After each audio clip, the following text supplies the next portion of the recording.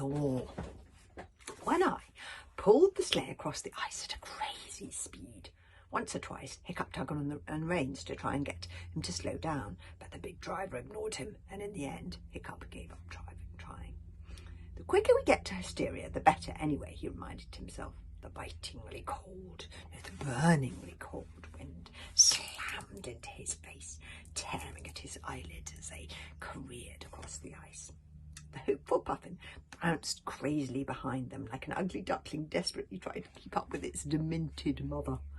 Luckily, although she was not an attractive-looking boat, she was sturdy and used to the odd knock or two. Hiccup had brought along snacks for everybody that was supposed to last the whole journey. But Toothless finished all of them in the first 3 minutes, littering the sleigh with crumbs, chicken bones and winkle shells.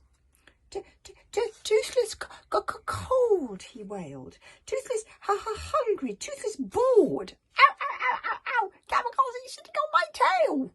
Are we nearly there yet? Are we nearly there yet? We only left 5 minutes ago, exclaimed Hiccup. Toothless, I spy, said Toothless firmly. At first, Kamikaze was horribly cheerful, chatting constantly and singing loudly, her bright blue eyes prickling with excitement. But as the long hours wore on, and as they played their 52nd game of I Spy, with Hiccup translating for Toothless, and the sky turned pink and grey with the coming of the evening, and as they passed the mazy multitudes to their left and began to hear the first moans of the Doomfang under the ice, even Kamikaze began to fall silent. Hiccup made One Eye wait for the evening to grow darker before they turned the corner into the Wrath of Thor, so the hysteric lookouts wouldn't spot them coming. For a tense, stomach-churning half an hour they waited until Hiccup judged it was safe, and he gave a pull on One Eye's reins to get him going again. The gigantic sea-trussed cliffs of villainy and hysteria loomed above them scarily in the darkness. One Eye bounded into the Wrath of Thor, and the cliffs leapt up on either side of the little sleigh as it raced along like dizzyingly high prison walls. The eyes of dragons shine in the dark, and so One Eye's great eye acted as a searchlight, showing them the way. The ice in the narrow gorge was so clear that it was almost transparent, and in the beam of One Eye's eye you could see right through it as if it were a 2-metre thick pane of frosted glass down into the sea below. How interesting, thought Hiccup as he looked over the edge of the sleigh. I can even make out a shoal of mackerel down there. The mass of tiny fish went on forever, swimming slowly in their millions way down below them, and suddenly they scuppered, shooting away,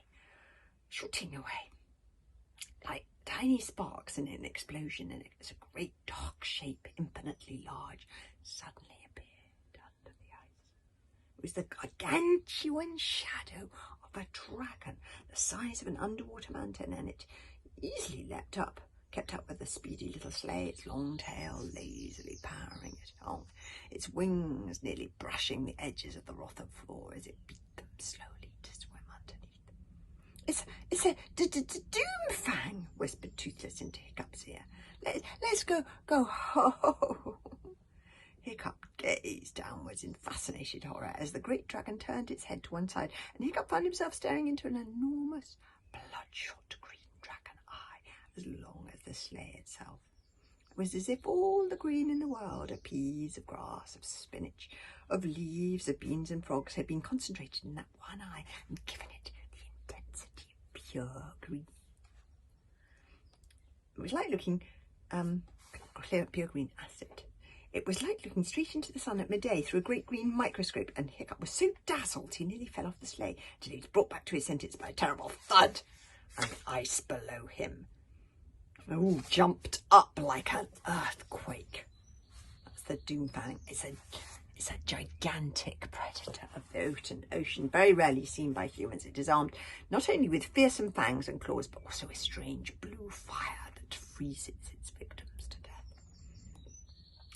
It's armed with terrible jaws and fangs, also has unusual frozen fire breath with blue flames that kill by freezing you.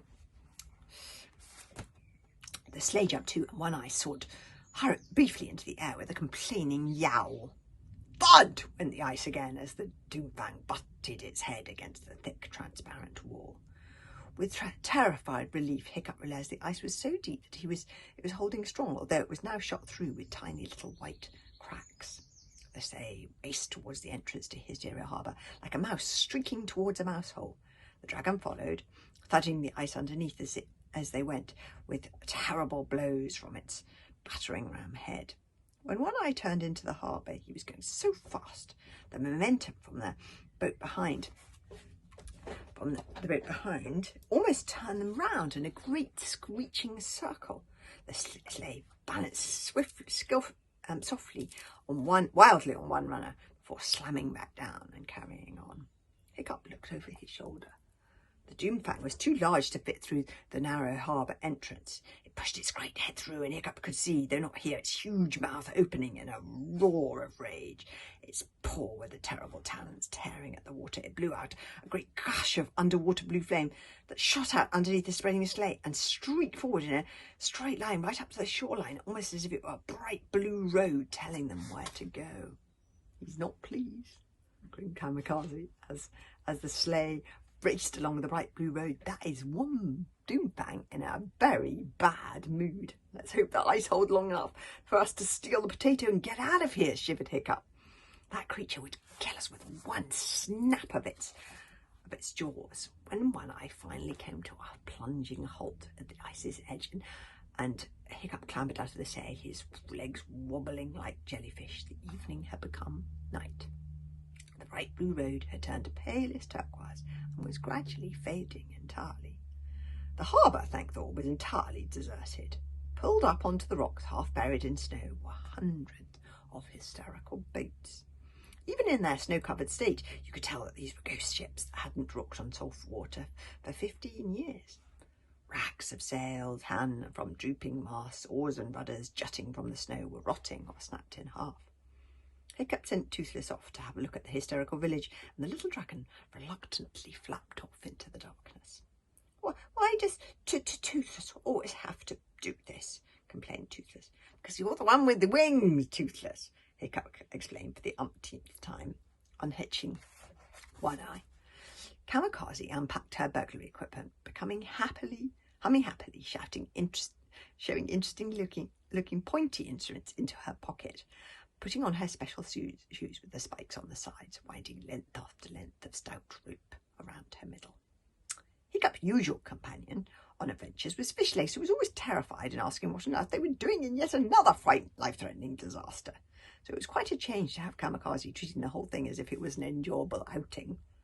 They put on their skis and waited for Toothless to return from his trip to find out the whereabouts of the hysterical village. It gave them a shock when he flapped out from nowhere and landed on Hiccup's shoulder. "It's so scary out there," panted Toothless, his eyes glowing luminously in the darkness. "Game Hysterics is having a banquet for Friar's Day Eve. Looks scrummy." Hiccup explained what Toothless had said to Kamikaze, and she got up. "Excellent," she said. "Hopefully they'll be so distracted they won't notice us. Let's get going." The little party set off up the cliff path, One Eye pulling them, his one eye burning bright in the darkness. Oh, have to read chapter 9 back on Berg tomorrow. See you then.